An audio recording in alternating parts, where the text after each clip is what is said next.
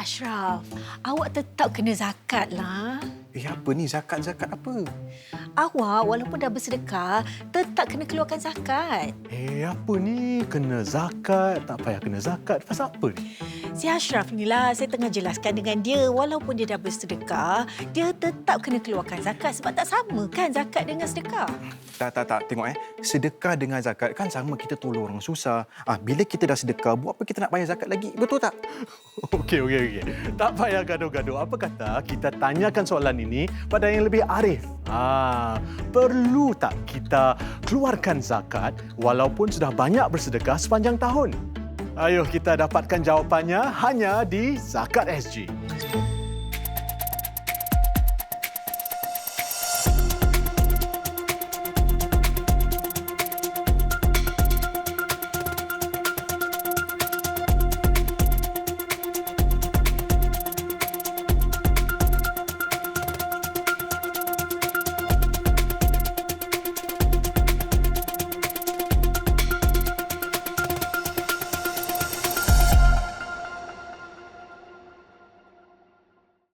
Salam sejahtera dan selamat menyambut bulan Ramadan yang mulia. Selamat datang ke Zakat SG, sebuah siri yang menyentuh isu zakat seperti bantuan melalui zakat, zakat untuk wang yang diwarisi, zakat emas dan juga zakat bagi pelaburan dan perniagaan.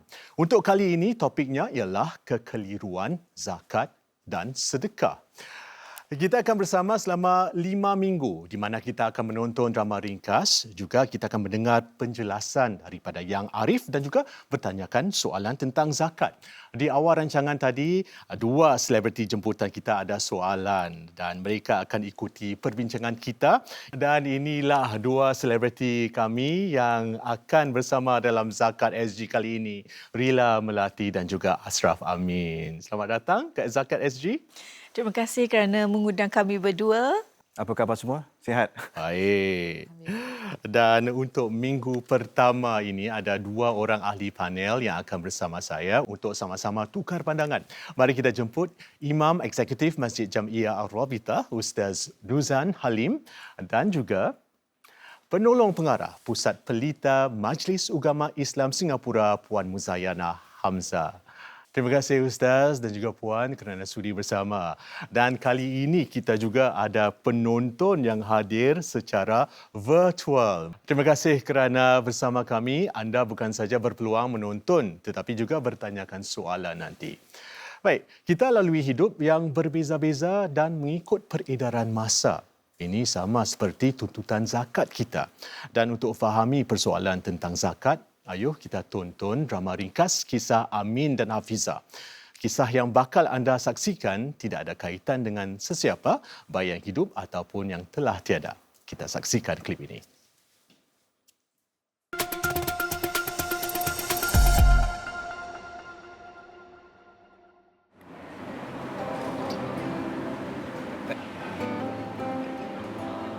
Amin, tengok ni. Sekarang ramai orang kita dah buat infak di luar negara. Infak makanan, infak pakaian, infak ubat. Dan yang paling popular sekarang ni, infak pam air. Memang kita ada bekalan air bersih. Buka pipe pun kau boleh minum. Betul tak? Tapi saudara kita yang kat luar sana tu? Kalau kita nak buat infak pam air, sampai bila saluran air ni berjalan? Oh, selama-lamanya. Unlimited. Selagi Tuhan bagi kita rezeki, selagi itulah bekalan air ni masih ada. Lagi satu. Kita buat pam air ni bukan di calang-calang tempat.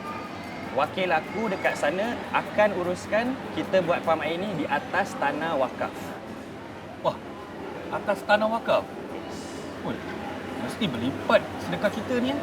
Mestilah, Amin. Korang bayangkan keberkatan yang korang dapat nanti.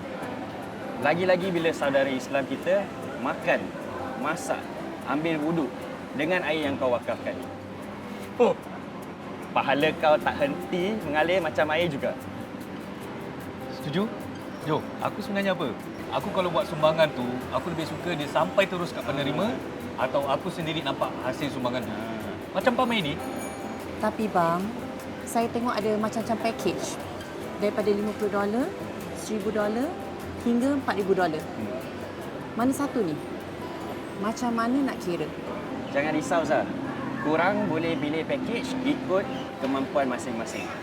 Korang boleh pilih package $50 untuk berkongsi dengan penyumbang yang lain. Apalah sangat $50 kau tu dengan apa yang kau dah wakafkan ni. Kalau aku buat sumbangan paling rendah pun, nama aku masih ada kat dalam pamai tu. Mestilah Min. Kita hargai semua yang beri sedekah. Kita akan letak semua nama. Tisu, tisu. Tisu. Tisu, tisu. Tunggu sekejap Tisu, tisu. Tisu nak, tisu. Cik. Tak apa Cik. Saya ikhlas sedekah pada Cik. Oh, terima kasih nak. Baik hati anak ni. Semoga anak ditambahkan lagi rezekinya. Terima kasih. Amin. Terima Betul kasih ni Cik. tisunya. Tak apa Cik. Terima kasih Cik. Terima kasih ya. Tisu, tisu. Tisu, tisu. Wah abang, sejak naik pangkat, naik gaji, saya tengok abang dah berubah. Hah? Apa saya buat? Yelah, abang lebih murah hati, abang banyak infak, abang banyakkan sedekah. Zah, awak tak ingat ke kata-kata ustaz daripada video online awak tu? Bila bertambah rezeki kita, bertambahlah lagi rezeki orang lain. Zah, dah bertahun-tahun abang kerja ni, inilah kali pertama abang dapat rasa gaji paling tinggi. Jadi apalah salahnya kalau kita infakkan rezeki kita? Ingat. Saya ingat bang. Kalau gitu, apa kata kita tolong lebih ramai orang lagi? Setuju? Lebih banyak yang kita buat wakaf, lebih banyak keberkatan yang kita dapat. Tak sabarlah abang nak infakkan lebih sikit ni. Amboi abang, berbuat dah macam jus sekarang Tapi bang, sekejap abang gunakan wakaf, sekejap abang gunakan infak. Mana satu abang nak buat? Abang cakap-cakap ni, abang tahu tak maknanya? Itulah dia. Pasangan suami isteri kita dilanda kekeliruan. Sekejap Cik Amin kita kata wakaf, sekejap infak. Ni, adakah beliau benar-benar tahu perbezaan antara wakaf dan infak? Dan sebelum kita terus ke topik perbincangan kita pada hari ini, mungkin Ustaz boleh beri penjelasan apa bezanya wakaf dan infak? Baik, terima kasih Kai. Saya rasa ini adalah perkara-perkara yang banyak ramai masyarakat juga agak terkeliru kerana ini merupakan instrumen-instrumen dalam pengurusan dan pembayaran serta derma di dalam agama Islam. Jadi saya mulakan wakaf. Wakaf ini untuk kita mudah faham, kadang-kadang kalau kita mengaji orang kata ada wakaf, berhenti. Jadi daripada perkataan berhenti itu maksudnya terhentinya kepemilikan daripada harta kita untuk diserahkan kepada masyarakat awam. Dan tentunya ada pengurusan yang menguruskan supaya aset tersebut boleh menjadi manfaat dan ia bersifat selama-lamanya, abadi. Jadi dia bukan hanya sementara. Itu wakaf secara ringkas. Adapun yang dikatakan infak. Infak ini mempunyai maksud yang lebih umum. Di mana kita setiap ada perbelanjaan yang kita dermakan ke jalan Allah untuk kebaikan, sama ada untuk ahli keluarga, sama ada untuk mereka yang memerlukan, tidak terkait dengan masa, tempat, kadar tertentu, itu semua di dalam kategori infak. Cuma saya nak tambah juga, wakaf ini bukan hanya tertakluk seperti aset ataupun harta yang kita katakan tetap fixed asset seperti kita katakan hartanah. Tetapi juga kita boleh gunakan aset cash ataupun kewangan. Kita boleh wakafkan untuk seperti wakaf ilmu, di mana wang-wang kita itu dihimpunkan, dikumpulkan, kemudian beneficiariesnya akan berbalik kepada kegunaan awam, kepada madrasah tentunya ataupun pada masjid yang mana dia bersifat kekal juga. Jadi sedikit sebanyak perbezaan antara wakaf dan juga infak. Puan Muzayana, sekarang ni memang banyak sekali laman ataupun media sosial yang menawarkan khidmat untuk kita infak. Ya, jadi bagaimanakah kita dapat cam sama ada website ni, laman ini ataupun media sosial ini sahih ataupun tidak? Saya rasa itu adalah soalan yang lebih baik ya, kerana kebelakangan ni kita tengok banyak kes-kes penipuan, scam. Jadi usaha-usaha kemasyarakatan, kemanusiaan juga tidak terlepas atau terkecuali. Jadi kalau boleh kita pastikan kesahihan laman tu dan organisasi ni berdaftar atau tidak. Kalau boleh tanya kawan-kawan, asatiza kita yang lebih berpengalaman dalam kerja-kerja kemasyarakatan. Saya rasa yang penting juga kita boleh fikirkan tentang pilihan yang lebih, orang kata, bertepatan. Ada alternatif lain kan? Jadi contohnya usaha-usaha tempatan yang juga boleh disokong. Baik, Rila, mungkin anda mempunyai soalan? Silakan. Ya, saya nak tanya Ustaz, apa sebenarnya zakat ni? Saya nak betul-betul faham konsep zakat. Betul, betul. Kerana tadi kita dah sebut tentang wakaf, dah sebut tentang infak. Satu lagi perkara zakat. Zakat ini dia berbentuk satu kewajipan. Kalau yang tadi sedekah ataupun infak atau wakaf, dia lebih kepada perkara yang sunnah. Apabila kita lakukan, kita mendapat pahala, kita tidak dikirakan berdosa. Tapi kalau zakat, ia adalah satu sedekah yang wajib. Dalam konteks Al-Quran, sedekah yang wajib. Maknanya, bila mana kita telah menepati piawaian ataupun syarat-syarat daripada diri kita ini wajib mengeluarkan zakat, maka kita tertakluk di bawah hukum wajib untuk mengeluarkan zakat. Contohnya apa? Pertama, kita mestilah orang yang telah sampai waktu nisab harta kita itulah, aset kita lah, emas ke ataupun yang kita katakan CPF ke, insurans ke ataupun fixed saving dan sebagainya tu, dia telah lebih daripada nisab. Nisab ini lebih kurang dalam $6,000 lah. Kalau ini kita berubahkan nisab untuk mendapatkan nisab yang tertentu, pergi ke Zakat SG, lihat berapakah kadar nisab tersebut. Dalam setahun Qamariyah ataupun setahun tahun hijrah, itu yang kita namakan haul. Dia melebihi daripada nisab, maka kita wajib mengeluarkan 2.5% dari harta kita untuk kita bayarkan zakat. Dan pengagihannya pun bukan kepada sembarangan. Ya, bukan hanya semata-mata diberikan untuk mana-manalah orang yang kita nampak simpati. Jadi itu sedikit sebanyak gambaran mengenai zakat.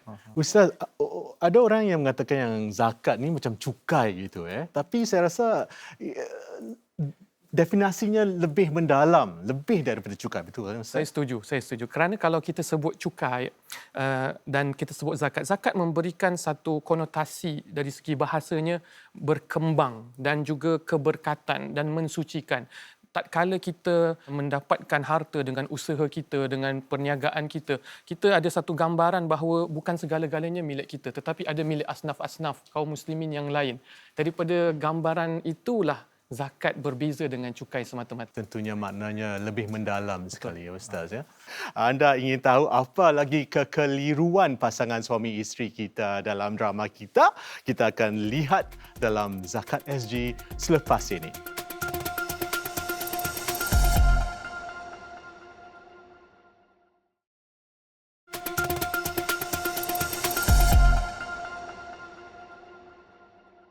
Sebelum rehat tadi, kita telah mendapatkan penjelasan perbezaan di antara wakaf dan infak. Tapi bagaimana pula zakat harta dan sedekah? Adakah ia sama? Sebelum kita dapatkan penjelasan daripada ahli panel, mari kita lihat dahulu kisah Amin dan Hafizah. Ayuh kita saksikan. Saya ingat nak tengok barang untuk buat hamper.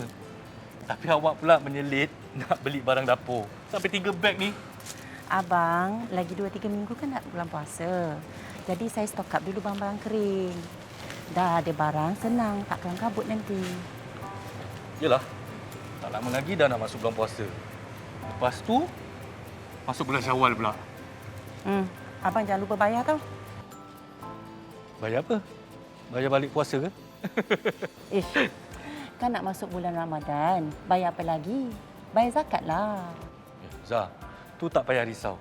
Tiap-tiap tahun, abang bayar zakat fitrah. Tak pernah miss. Zakat harta jangan lupa bang. Dulu duit simpanan kita turun naik. Sekarang duit simpanan kita ada jugalah dalam bank. Duit dalam bank saya tak kacau, Zah. Dalam 9-10 bulan ni, asal dapat gaji je saya masukkan. Banyak juga yang kita ada. Kalau gitu bang, bulan puasa nanti kita kena bayar zakat dengan duit yang kita simpan tu. Abang nak pergi masjid boleh? Nak bayar online pun boleh. Bayar online? Macam mana tu? Transfer ke? Dia ada cara dia. Sekejap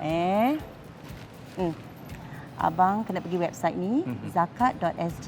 Ada kalkulator. Mudah je cara dia. Jadi, abang jangan tunggu hujung-hujung baru nak bayar. Tapi Zah, kita kena bayar zakat juga ke? Besok kan saya nak pergi bayar package infak. Habis dengan sumbangan hamper kita nanti, tu kira semua sama tau, zakat kita sekeluarga. Infak dengan hamper sama dengan zakat ke bang? Bukankah kita kena bayar di masjid? Abang pasti ke? Iya Zah, zakat maksudnya berikan pada orang yang memerlukan. Jadi apa yang kita dah berikan tu, zakat kita lah. Kalau awak tak percaya, kita pergi tanya Jo. Infak dengan zakat. Zakat selalunya kita berikan kepada orang yang tak mampu. Air yang kau infakkan tu pun untuk orang yang susah. Jadi aku rasa pasal infak dengan wakaf ni, sikit lebih kurang sama dengan zakat lah. Betul tak apa yang abang cakap? Infak tu sikit lebih kurang sama macam zakat. Ya ke Jo? Aku dah tengok ceramah online. Infak dengan wakaf tu sedekah. Sedekah bukan zakat. Tapi aku pun kurang pasti. Apa beza dua-dua ni? Alah Zah, kau jangan percaya bulat-bulat ceramah online ni. Kadang-kadang ada yang kurang tepat juga. Tak kira lah apa kita nak panggil. Sedekah ke, derma ke, sumbangan ke, memang semuanya khas untuk orang yang susah. Sama konsep dengan zakat. Dan lagi satu, zakat kita lagi berkat tau sebab kita kasih direct pada yang perlukan. Amin, kau nak bayar package kau kan nanti? Apa kata kau buat niat zakat bila bayar untuk infak kau tadi? Boleh. Niat tu penting. Lepas aku habis bayar, infak aku dapat, zakat pun selesai. Boleh ke niat zakat je? Macam mana tu? Nak niat apa tu bang?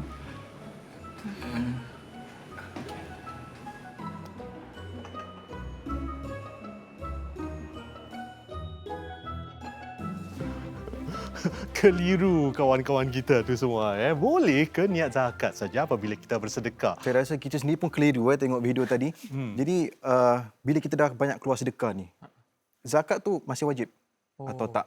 Okey, baik. Itu satu soalan yang baik. Mengenai seseorang yang sudah sering bersedekah. Maknanya dia kalau jumpa orang susah, dia berikan dalam negara, luar negara, online dan sebagainya, kan? Adakah dia masih tertakluk pada kewajipan zakat itu sendiri? Jawapannya tentu kalau kita definisikan yang pertama zakat tu ada zakat fitrah juga kan. Kita panggil zakat badan, bahawa setiap individu yang lahir dalam bulan Ramadan bertemu sehingga terbenamnya matahari seterusnya, wajib bagi setiap mereka menunaikan zakat fitrah. Dan itu jelas-jelas bukanlah apa yang kita kaitkan dengan derma-derma kita di sekeliling dunia ataupun di bersama siapa pun. Ya. Yang kedua, yang kita katakan zakat harta tadi, kita bincangkan bahawa seseorang individu yang telah cukup syaratnya untuk mengeluarkan zakat harta secara wajib. Jadi walaupun dia sudah derma, kadang-kala itu bukan satu perkara yang wajib. Kedua, kalaupun dia sudah infak, itu mungkin jumlahnya bukan 2.5%. Kalaupun mungkin dia infak, mungkin pemberiannya tidak diberikan kepada asnaf. Jadi di sini nampak perbezaan-perbezaan antara derma, sedekah dan zakat sekaligus. Kita boleh simpulkan juga ya. Jadi untuk pengetahuan lanjut tentang nisab, tentang asnaf, tentang zakat harta, sama ada kita layak ataupun tidak, kita lunsuri juga laman zakat.sg untuk pengetahuan yang lebih detail. Ustaz mungkin boleh terangkan sikit konsep haul dan nisab ni yang ada kena-mengena dengan bagaimana kita kira zakat. Kita bila sebut haul ini maknanya satu pusingan tahun secara hijrah lah. Satu tahun. Bermakna kalau kita mempunyai harta dalam 1 Januari kepada 1 Januari akan datang, itu kira 1 tahun tapi 1 tahun bukan hijrah. Jadi contohnya 1 Muharram hingga 1 Muharram itu 1 haul. Jadi dalam sepanjang setahun itu, harta dan aset kita tidak boleh rendah daripada nisab. Nisab itu contohnya $6,000. Sepanjang setahun, kalau tiba-tiba Muharram, Safar, Rabiul Awal, tiba-tiba rendah daripada nisab tersebut, maka kita tidak wajib mengeluarkan zakat pada tahun tersebut. Tapi kalau sepanjang setahun haul itu, harta kita lebih daripada nisab. maka kita wajib mengeluarkan 2.5% dan kita kira daripada mana yang paling rendah. Walaupun dia setahun tu ada kalanya contohlah nisab $6,000. Dalam masa setahun duit kita $10,000, $20,000, $30,000, turun $6,000, turun $8,000. Yang paling rendah tu kita kalikan 2.5%. Kita divide dengan 2.5%. Jadi itu sedikit sebanyak cara kita mengira. Kita perlu faham konsep haul setahun dan kita perlu mengerti apa itu nisab. Baik, mungkin Rila anda mempunyai soalan, silakan. Soalan saya untuk Puan Muzayana, kalau saya nak berzakat tetapi saya nak pergi langsung kepada penerima zakat tu, macam mana? Dan juga saya buat niat zakat saya sendiri, bagaimana? Seperti tadi Ustaz dah terangkan, ada golongan 8 asnaf yang berhak menerima.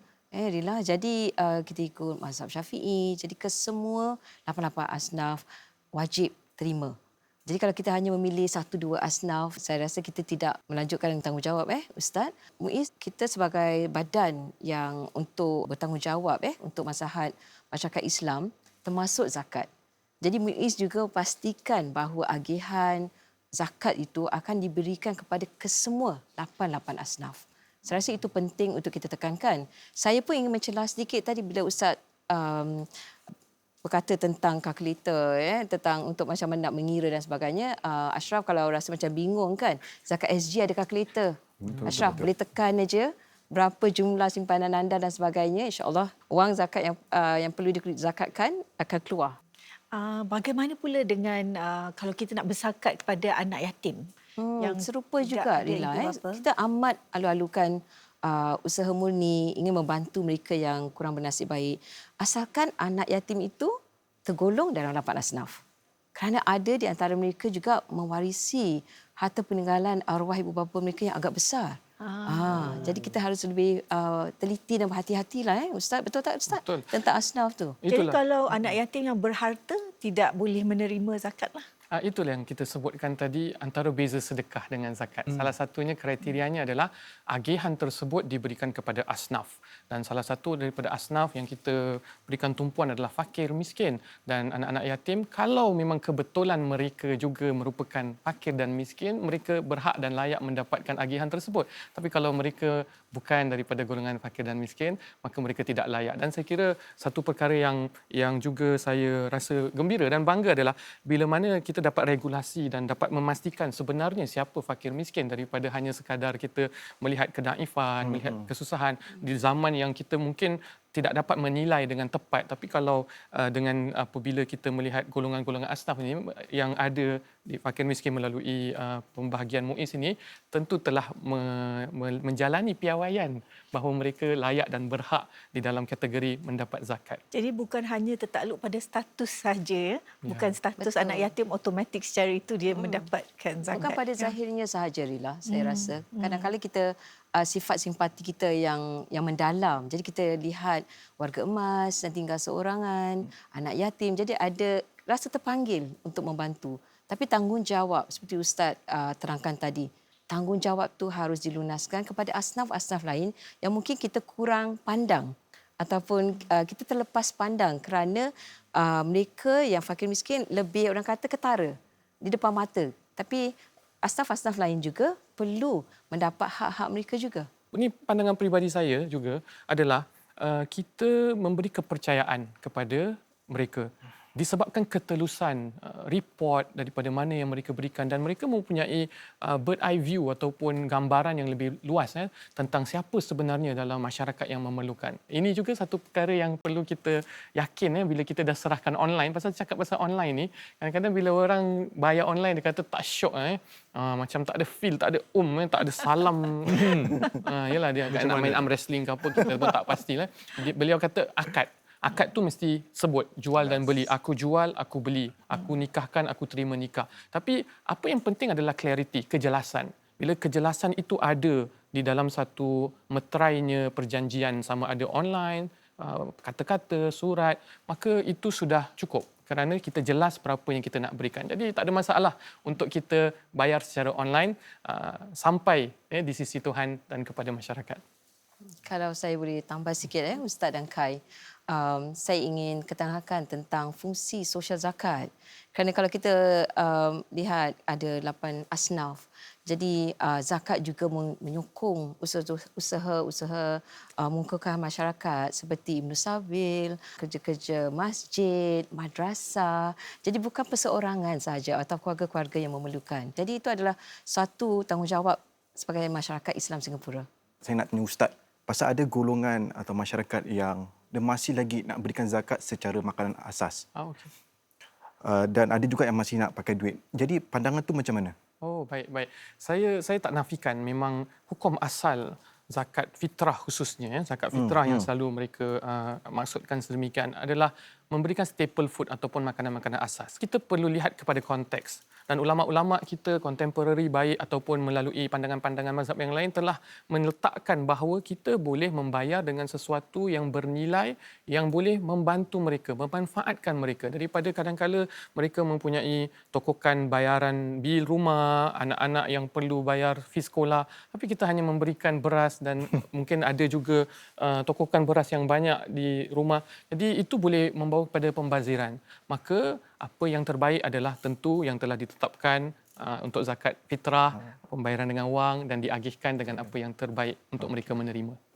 Jadi yang penting jangan ikut emosi. Ya. Kita harus yakin yang proses pengagihan ini tulus. Ya.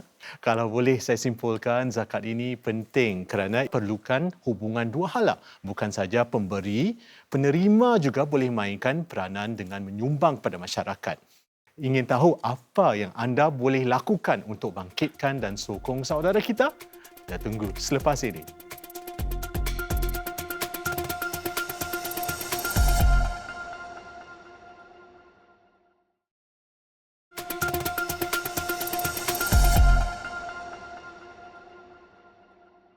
Anda kembali lagi bersama Zakat SG. Dalam masyarakat kita, ramai orang yang memang bermurah hati dan ringan tulang membantu orang lain. Dalam kisah berikut, Amin dan Hafiza berjumpa seorang kenalan yang kini giat menjadi sukarelawan di masjid. Tapi bila Amin bila diajak sama tu, beliau rasa macam berat hati pula. Apa agaknya kisahnya? Mari kita lihat.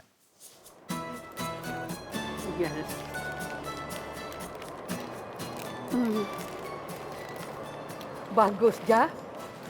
Tambah lagi seorang sukarelawan kita ni. Lepas tu kita boleh bungkus banyak-banyak kan, boleh hantar cepat. Sebenarnya dah lama saya dengar masjid cari sukarelawan. Tapi segan nak datang seorang-seorang. Bila Kak Jah ajak saya selalu tolong masjid, saya pun ikutlah. Seronok pula ramai-ramai macam ni. Masjid memang alu-alukan. Siapa-siapa saja datang nak bantu. Macam Kak Jah ni. Walaupun duduk dekat kursi ni, macam-macam kerja Kak Jah boleh tolong. Kalau Kak Jah boleh buat kerja sukarelawan kat sini, apa lagi saya? Lagi-lagi saya terima bantuan macam-macam dari masjid. Inilah peluang saya untuk sumbang balik kepada masyarakat. Tak dapat tolong dengan wang ringgit, kita sumbang dengan tenaga kita pula. Bila kita sen-sen dengan macam ni, bukan je dapat pahala. Kita dapat rapatkan juga hubungan kita semua. Wah, lepas ni saya nak join lah mana-mana kerja sukarelawan macam ni. Linda, kat masjid ni bukan cuma program sukarelawan aja. Ada macam-macam lagi yang awak boleh cuba. Ada kelas kemahiran, ada bengkel. Ini semua untuk masyarakat. Untuk kita bantu masyarakat. Program apa tu? Kalau ada yang sesuai, saya nak ajaklah kawan-kawan saya yang lain juga.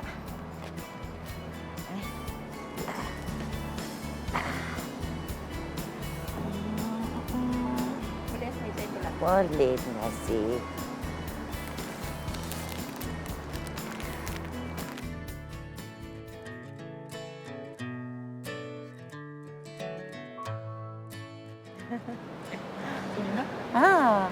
Assalamualaikum Linda. Waalaikumsalam Kak Zah, Abang Amin. Wah, Zah. Awak tengok jiran sebelah blok kita ni. Sekarang dah ada kerja barulah. Tak bang, saya masih kerja. Cuma hari ni ada free time sikit. Saya tolong bungkuskan makanan sumbangan untuk penerima zakat. Hari ni baru first day, tapi best. Bukan ke Linda pun terima zakat? Takkan terima sendiri kena bungkus? Sejak Linda dapat kerja, Linda berhenti dulu bantuan zakat. hak luar banyak lagi orang lebih susah daripada Linda bang. Jadi Linda kasih peluanglah kepada orang lain. Oh, sekarang orang dah tak turun ke masjid ambil sumbangan sendiri ke? Ada yang kurang upaya, ada yang sakit, ada pula yang tak dapat keluar rumah sebab nak kena jaga anak-anak. Jadi kita turun padanglah untuk hantarkan sumbangan ni. Wah, best kan buat ramai-ramai. Kita tak pernah buat kerja sukarelawan dekat masjid. Kan bang? Kita selalu buat sendiri. Kak Zah dengan Abang Amin, bolehlah join Linda sekali. Abang boleh tolong hantarkan kita ke alamat ni semua. Boleh ke abang ikut sekali? Kenapa pula tak boleh? Yelah, abang dengan Kak Zah kau ni bukannya penerima zakat.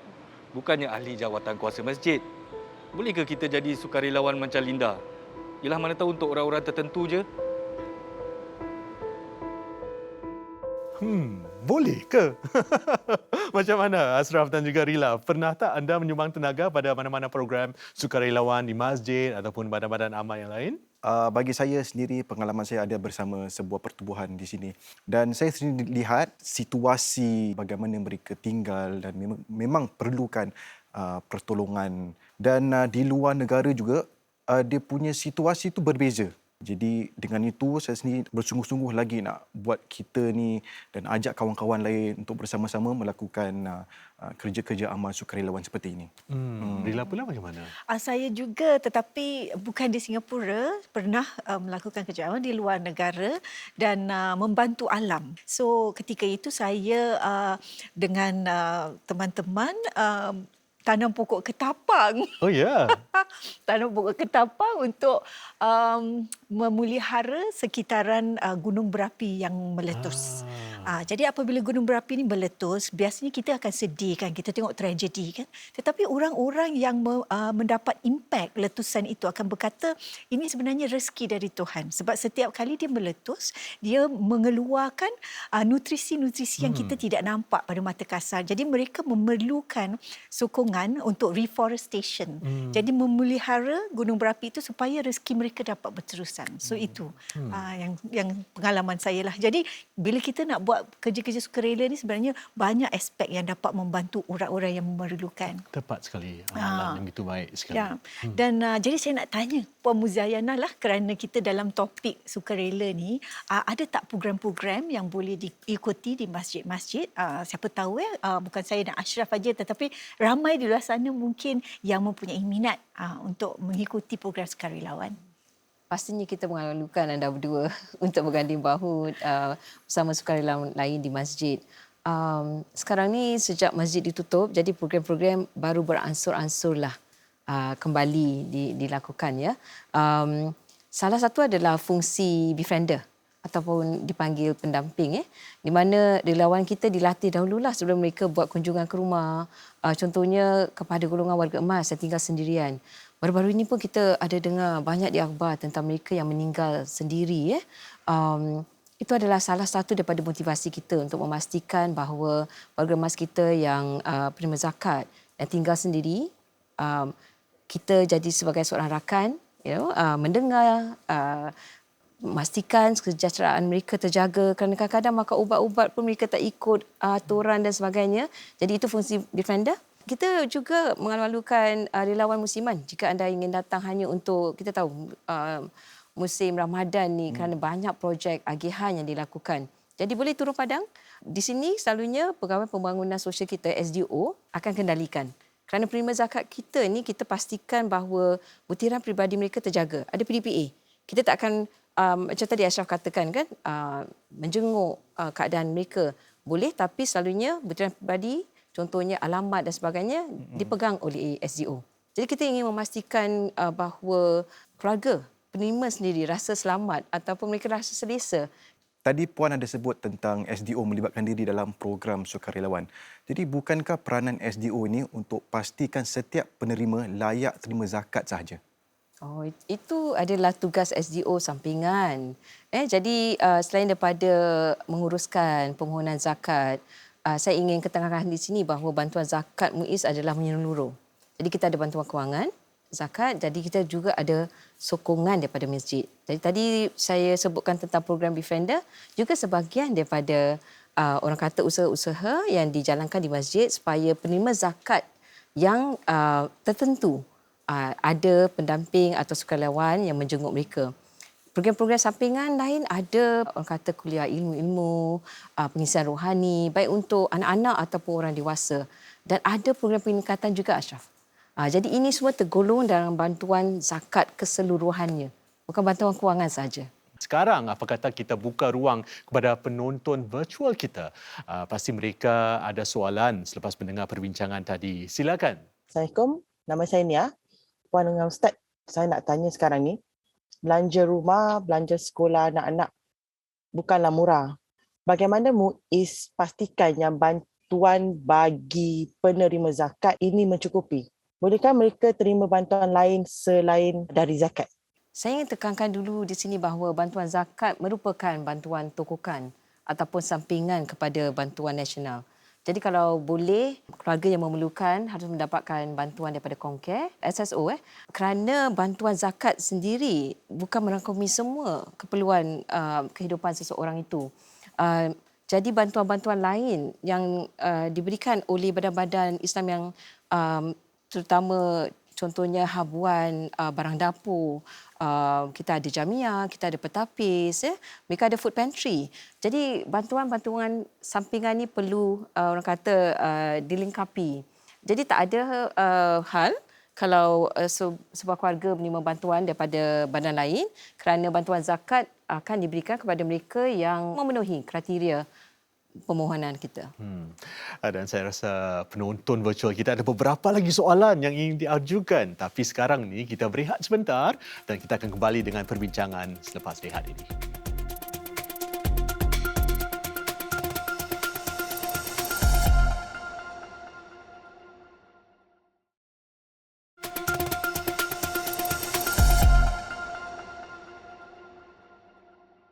Selamat kembali ke Zakat SG. Kita akan menjemput penonton virtual kita selanjutnya untuk teruskan perbincangan kita hari ini. Silakan.